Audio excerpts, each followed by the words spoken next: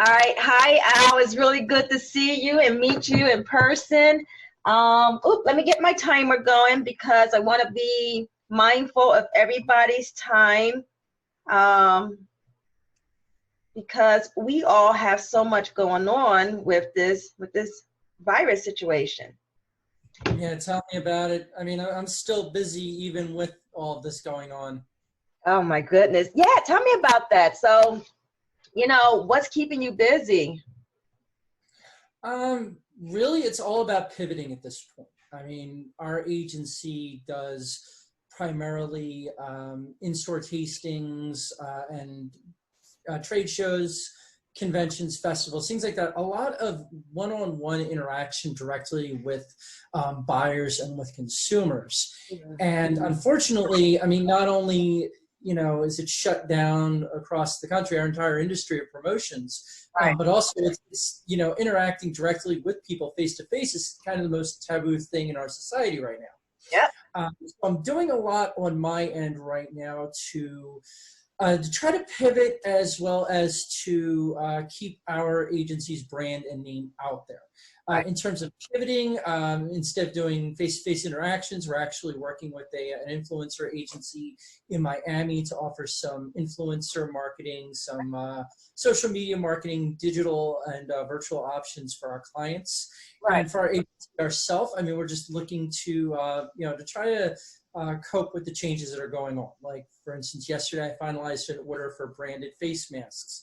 I'm working with a buddy of mine out in Lancaster to put together a little photo shoot with a model friend of his, so there'll be social distancing as well, where we would show all the safety features that we're going to have for our tasting people.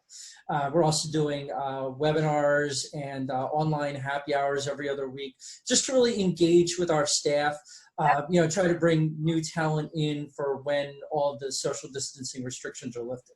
So you're still recruiting, huh? That's good. Oh yeah.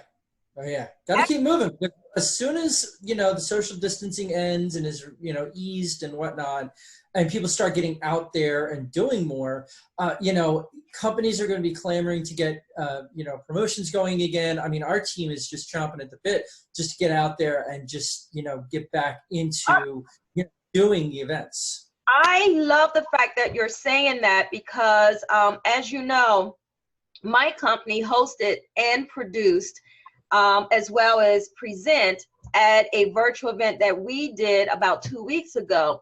And the whole purpose behind our event or that event was to hopefully get people to see the light of not sitting here waiting. It just is mind-boggling for me to see that people are twirling their thumbs and they're not realizing the importance to be proactive. The one thing, I don't want to say is good, but the one thing that we're able to get out of this from our industry, and I want you in a few seconds, I want you to describe what you do for a living and a little bit about your business.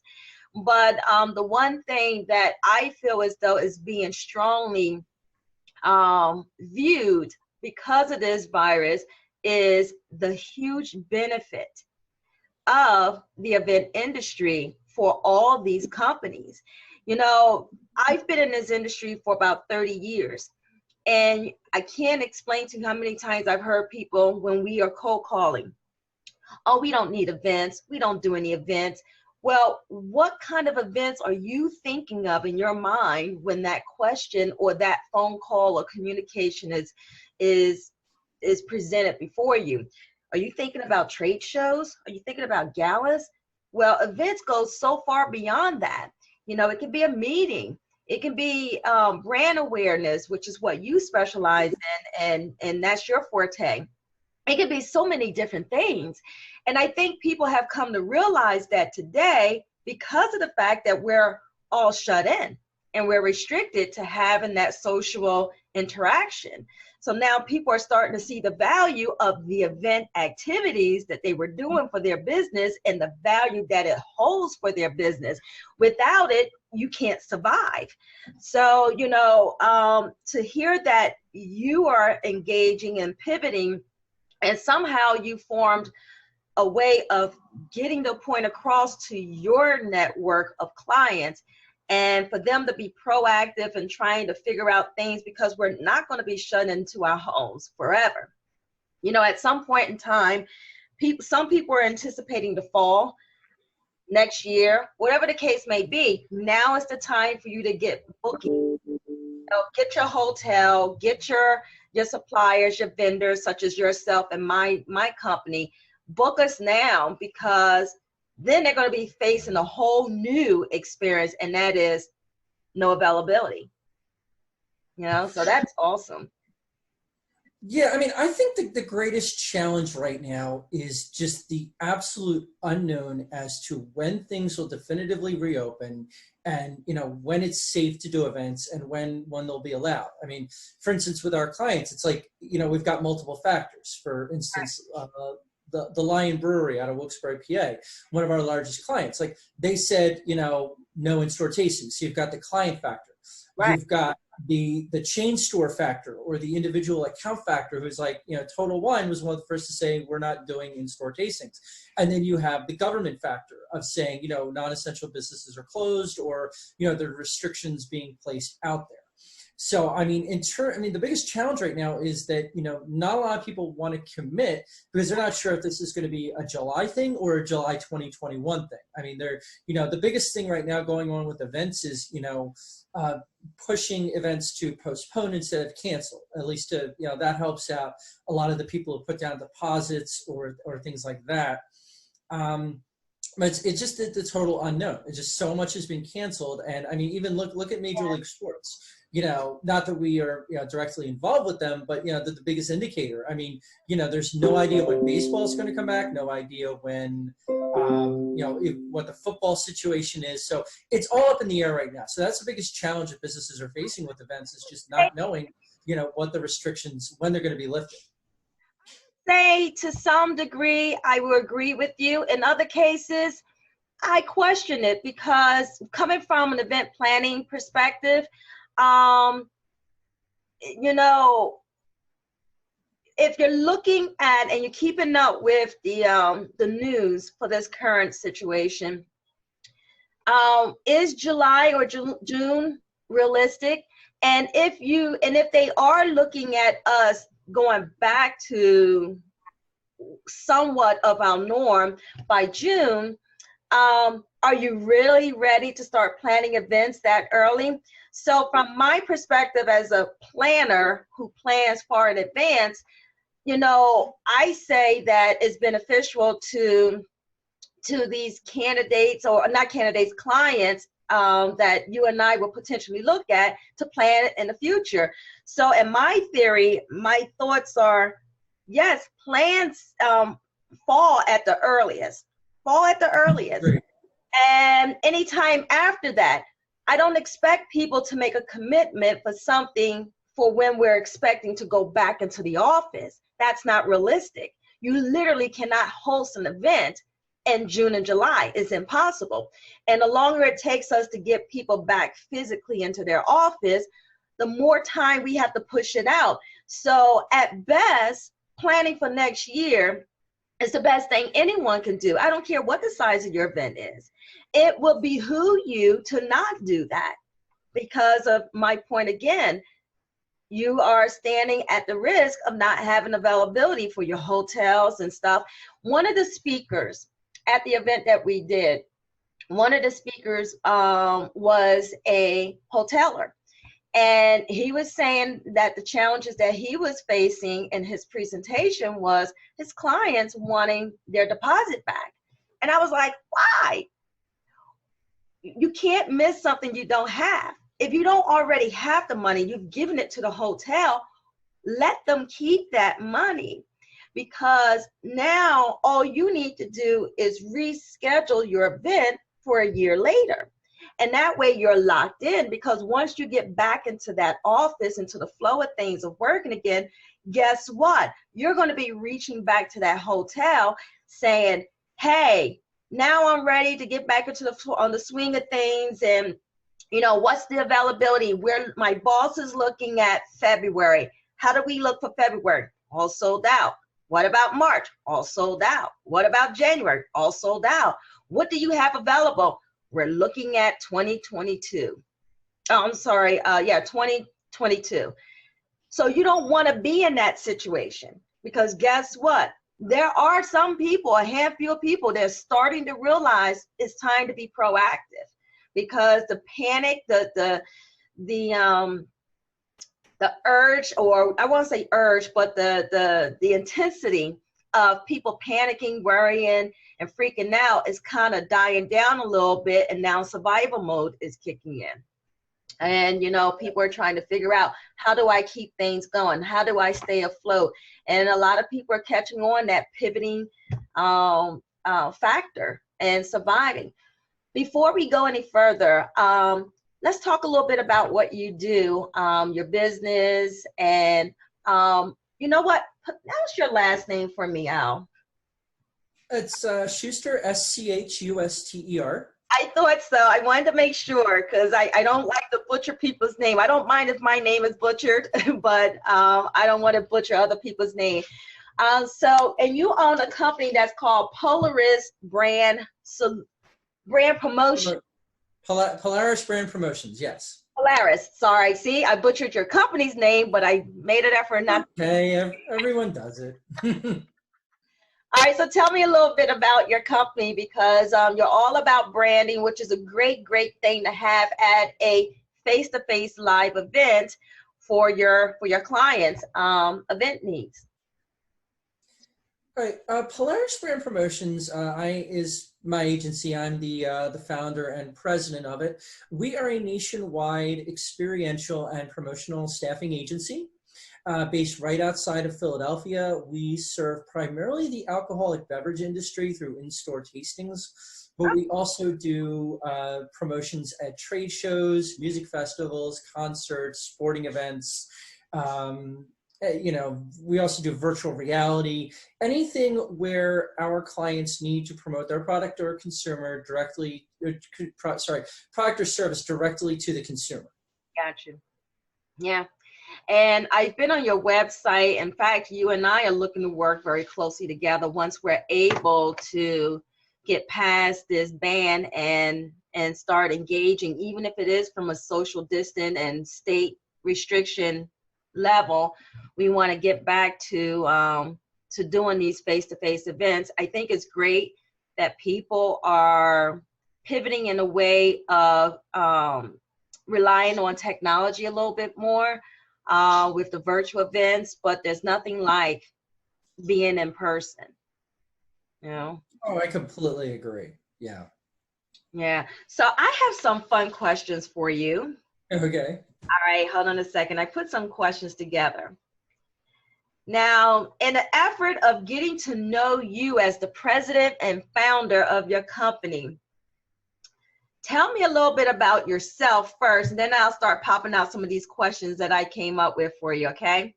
So give me a little bit about your background. How did you come about starting this business, and how long have you been in business for? I've been in business since around 2016. I actually have an accounting and finance background, and up until about 11 months ago, I would say, I was a full-time accountant. How I got into this industry was I had someone I knew who owned a marketing agency, and they asked me to help them out part-time doing their their staffing for their promotions. Right. And I thought it was just going to be a simple matching up to people when the shifts came in, and it turned out to be recruiting, interviewing, hiring, training, kind of handling the whole process. Right. And I saw some things that I really wasn't happy with the way that the business was being run. And I decided, you know what, I see the value in this. I see it's a lucrative opportunity to get into. I kind of see some things like, making sure our team has alcohol training certification where it's important, or where it's necessary to have, because it is important. Some things that I thought, I can do this better, and I can take this from just a local agency to a nationwide one, by utilizing technology, making sure people have the proper training, and things like that. Wow, that's awesome. That's absolutely remarkable. How's business been for you? You know, what was the start of your experience in launching this business been for you? Because you're what, 4 years in business, if I can do my math correctly. Yeah, just about, yeah. So, what was it like for you when you first started? Did you find it to be hard? Where was it easy for you because you were able to tap into existing resources and network? You know, how was that journey for you? I mean, it was challenging, just like starting any business. The toughest part was, yes, getting the clients, especially when I was holding down a full-time job and still trying to market my business and, kind of juggling both. Because, obviously, if you want to turn your side hustle into a main hustle, you have to make that leap. That So, right. Eventually it came to the point where, I was starting to pick up more clients. right. And, obviously, like you said about doing the math, there was, there's a difference between 11 months ago and all that time before that when I was running the business. And I had someone, Samantha, who is our scheduling administrator. She came on board and she helped out with the staffing and confirming with the accounts. And she's still working with us still, and she does an awesome job.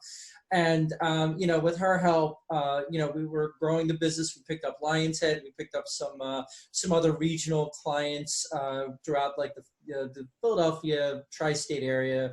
Right. And we started growing, and things are really on an uptick. We picked up new clients in Kentucky and Colorado up until the coronavirus hit. And then, everything just stopped. Like, I think March 14th was our last actual event, and just everything shut down. And, it's just a matter of, just keeping things going with those clients, keeping in communication, trying to talk to them about, other ways to market, and just doing other things to Right. keep us in their mind and get ready for when things do reopen. Absolutely, and that's what we're doing too. So you mean to tell me you guys were still booked all the way up until the 15th with no cancellation after the virus broke out? Up until March 15th, March 14th was our last actual like in-store tasting event, which is pretty much what we do for our clients right now. We've been just consistently doing these in-store tastings, and that was it. I mean, March 14th was the last day, and kind of like after that, the week after was just like a domino effect of just everything stopped. Just tumbling. Yeah, well, at least you were still moving around that time. A lot of this information was being received by so many different people and different tiers and stuff like that. I remember the first time I heard about it. My husband works for the federal government, and he was given heads up as early as in December. And I think it was a little bit of talk going around, but nothing enough for people to really pay close attention. Virus thing going on. So I think my reality kicked in somewhere around March, and I was trying to keep everything going, but people were freaking out and stuff. So good for you to still have your events at least booked up until around mid of March for yourself. Who would you say is your business, your professional influencer? Yeah, I guess it can be someone who was your influencer and that you admire growing up, or in your professional career. Who would that person be in your eyes? Oh God, loaded question. I'm honestly, I'm honestly not sure. I mean, I would have to say it would have to be all of the, the entrepreneurs and business owners that I have, I've known throughout my life. And I mean, I admire them. Just anyone who's willing to start a business, who's willing to put their capital and, a steady income or anything on the line. I would have to say, anyone who goes out on their own, because it is not easy. It is, it's long days. It is, they always say the first 2 years you're losing money. Anyone who has the ability to do that and become successful at it, I mean, that's who I would have to say I admire and who, who has, kind of influenced, me to get started. when was it, at what point in time in the 4 years of you being in business? Because I hear this a lot from a lot of entrepreneurs. And you have some that says, I'm still working my part-time job while juggling, my new business and stuff. And I understand that. I get that. You want to try to get the business to a point where you're comfortable enough to take that leap of faith and solely rely on that business to provide for you and your family situation. When was it in those 4 years that you decided to cut your ties with your full-time job? A year ago, just about a year ago, is when I made the decision, and then it was like mid-June when I left. So wow, kudos to you. Thanks.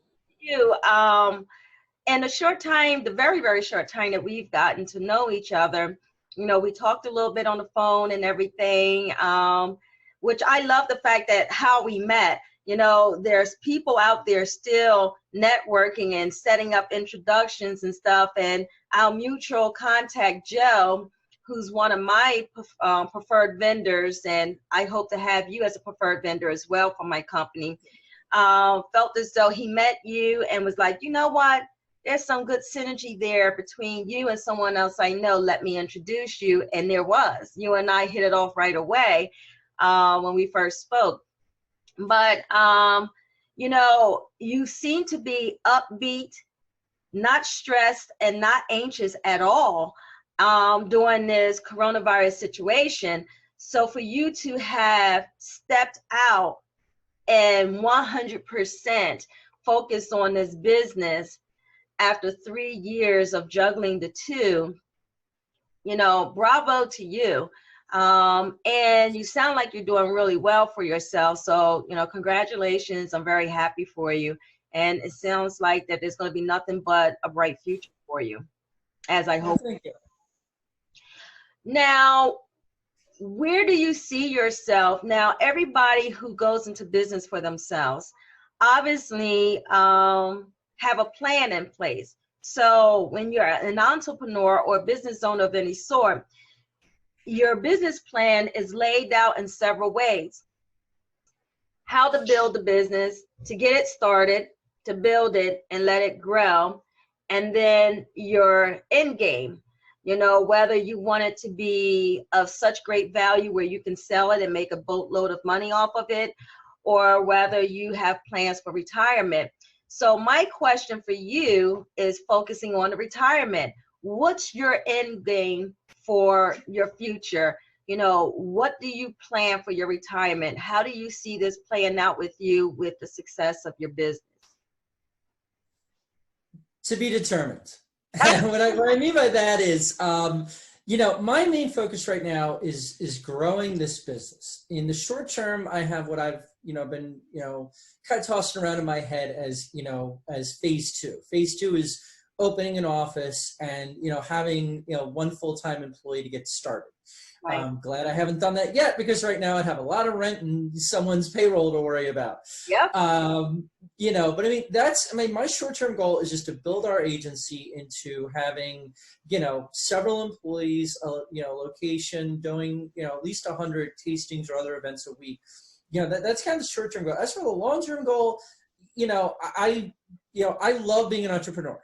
When the time comes, I'm 41 now. So when the time comes when I do, decide to retire or sell this or whatever, it's going to have to, will hopefully be 20 years down the line at least. And then, it's going to come a point where, either I were to, shut it down or sell it, or, have someone, wait, if someone does make a lucrative offer that I do build this up big enough where someone comes to me, yeah, I might consider it. But it's like, my businesses are my little children, so, I have some rental properties as well. So that's another little business venture I've got, going on. So it's like, yeah. What's that? Let your money work for you. Yeah, exactly. So, I kind of have that little real estate venture that's kind of my big, cash cow that eventually is, what I'm kind of aiming towards retirement for. But, I love doing these promotions. I love working with our team. I love working with clients. So I really don't have an end plan as of yet, because I really don't want this to end. Yeah. I want to keep growing this business. I want to develop a great reputation. I want to work with a great team. And if the time comes when I decide to, end it, I'd love to see it go to a home with someone who really cares about it. I'd love to sell it to an internal employee. I'd love to, see another agency that I love, make an offer and have them take it over. That would kind of be my quote unquote retirement plan for Polaris Brand Promotions. Awesome. I love it. Here's another question for you. I haven't gotten to that fun question yet, so I'm leading up to Okay. I keep coming up with all these other things that is of interest to me because of your responses. So, as a young company, we tend to face those opportunities as we're trying to develop ourselves, and sometimes those opportunities may involve what is called the big whale. Do you have a big whale, meaning a company that you're targeting and want to home in on, and you're striving to get that account with that company or that brand? Is there a big whale for you, and do you care to share who that is? Well, I'd love to think that they might be listening. The big whales for me, I've had my eyes on several companies I've been targeting. Ooh, you got more than one, huh? What's that? You have more than one, huh? Oh yeah. I have several. In the nature of our industry, primarily the alcoholic beverage industry, you have your producers, the people who make the alcohol. You've got the distributors, the kind of the middleman who sells it to the retailers. We usually work with either the producers or the distributors. It's called the three-tier system of alcohol distribution. It's actually the way it legally has to be set up in the U.S. Right. So primarily, I would like to work with like more of the Southern Glazers companies, which is one of the biggest distributors in the country. Also, I've been kind of, every few months, banging at the door of several of the big beer distributors in the Philadelphia area, Origlio, Muller, Penn Beer, and, keep saying, hey, would you like to work with us? And haven't heard back yet, probably just because I'm just another person making a sales call, but, really trying to, I really want to build up our team in the Philadelphia area, because that's our home market. It's where I have grown up in this area my whole life. So, I really want to keep our home market game strong. But we are a nationwide agency. So any of the larger companies across the country that might hire us to do, a large trade show or large, like a South by Southwest or I've been trying to reach out to the NFL for, because you have all those companies that come out and do all the events surrounding the Super Bowl. So those would kind of be our dream clients. But as for the ones we're targeting, just, we really want to build up that Philadelphia market. Oh, absolutely. And now that you think about it, or now that you've mentioned it, the sports arena, you're in a very great location for great marketing opportunities. We got all the sports arenas right there in the heart of Philadelphia. You have your baseball, basketball, football, hockey, so that would be a great goal for you to try to achieve and stuff. And if you can snag them, the Philadelphia, I'm not a sports person, but the geographically for sports, the Philadelphia area, that would be huge for you, because that's your foot in the door to be able to get the NFL, the franchise, of all these sports sectors and stuff. So you hear that, Eagles? He needs to punch you. It's not just baseball team. Yeah. It's not just the sports teams, it's all the people. Like, one example I give of things we do is, I always say at a big sporting event, if you ever see like Comcast or T-Mobile and you see all the people in the branded shirts giving away stuff, that's, that's kind of, who our client would be, the Comcast and T-Mobile, any of the big people that are giving away swag, that are collecting names for drawings, giving away free samples and things. So I look to the big sports teams for referral opportunities. Because, when I would reach out to the NFL about the Super Bowl, which I was doing about a month ago, and trying to get in touch with them, it was like, okay, well, who are your vendors for the Super Bowl? Who are your big sponsors? And, I want to find out who they're working with so they can hire us. So, and on that note as well, one thing we have done, I'm proud to say, is we've actually partnered with the Philadelphia Convention Visitors Bureau as well as the Valley Forge Tourism and Convention Boards to try to get in with their exhibitors at their big convention centers in the Pennsylvania Convention Center and the Valley Forge Convention Center, respectively. So we're really looking to we've become, affiliate members with them and very proud. And, we did this, of course, right before the coronavirus hit. So we're really looking to, take advantage of our memberships when things ramp up again. Good for you. And if I can share a little advice with you, I would recommend you joining other areas, the CVBs for other areas too. My company personally is not only a member of the Philadelphia CVB, or at least used to be. I think our membership just ran out right before this coronavirus went in effect. But we are members with Cincinnati and Kentucky CVB, Atlantic City CVB.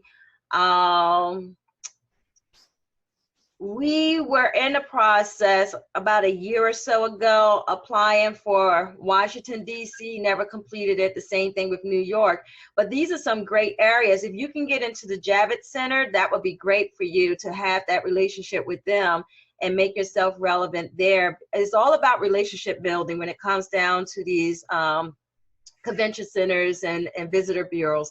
All about relationships, staying relevant to them, keep on engaging, visiting them and everything like that. So you're already on the right track with that, but it doesn't hurt to join these other ones. They all have different price points for their memberships, variations of cost to join them, but it'd be well worth it. I feel as though that we get a lot more support, believe it or not, from Cincinnati.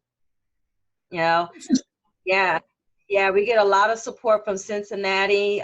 They're very much engaging with their members, in Kentucky as well. And the membership for Cincinnati, just so you know, is a dual membership.